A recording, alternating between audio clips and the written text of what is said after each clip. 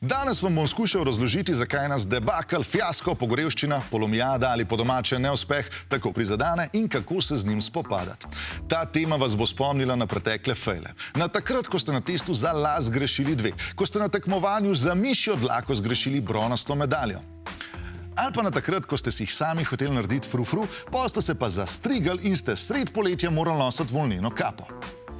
Neuspeh je situacija, ko se nekaj, kar smo skušali doseči, ne izide po naših načrtih. Lahko da gre za slabe ocene v šoli, neuspešen kuharski poskus, razočaranje v ljubezni.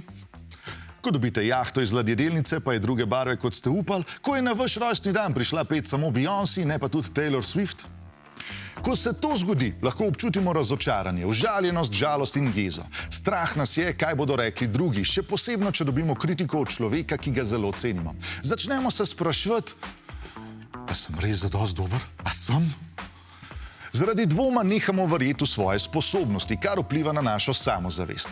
To so upravičena čustva. Ampak moramo se zavedati, da neuspeh ne pomeni, da je konec sveta. Razen, če je bil vaš cilj, da preprečite konec sveta. V tem primeru pa neuspeh definitivno pomeni konec sveta. Ampak treba je le paziti, da si ne zastavimo previsokih ciljev.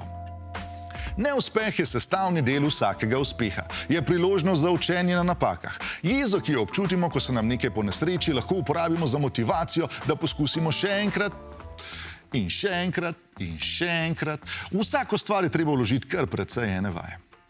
Ko se zalotite, da razmišljate o tem, da je situacija brezupna ali da nima smisla ponovno poskusiti, je čas, da svoje misli preoblikujete. Začnite razmišljati o tem, da je neuspeh samo znak, da poskušate napraviti nekaj težkega.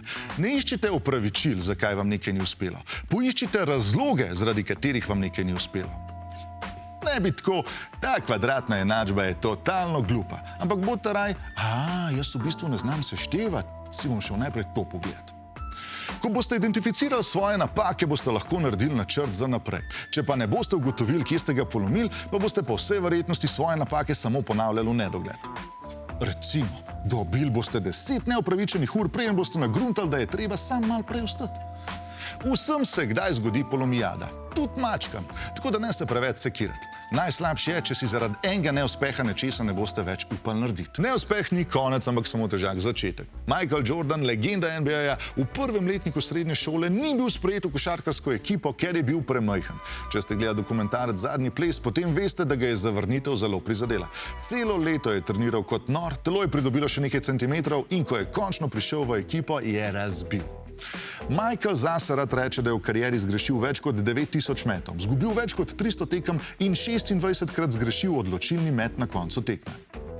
Verjetno ste se kdaj vprašali, kako smo ljudje prišli do delujočega letala. Verjetno je bilo kar nevarno. Ja, je bilo, smrtno nevarno. Brata Wright, ameriška pionirja aviatorstva, sta konec 19. stoletja najprej poskušala z jadralnimi letali oziroma kajti.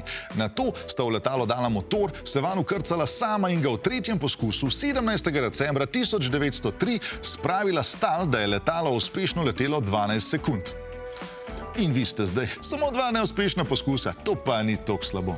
Ja, ampak pomislite na posledice. Če vi v 2 poskusih dobite šut pri matematiki, imate še vedno 3. šanso. Če pa 2-krat strmoglaviš z letalom, moraš imeti pa kar precej enega zanosa pa sreče, da se še 3. usedeš vanj.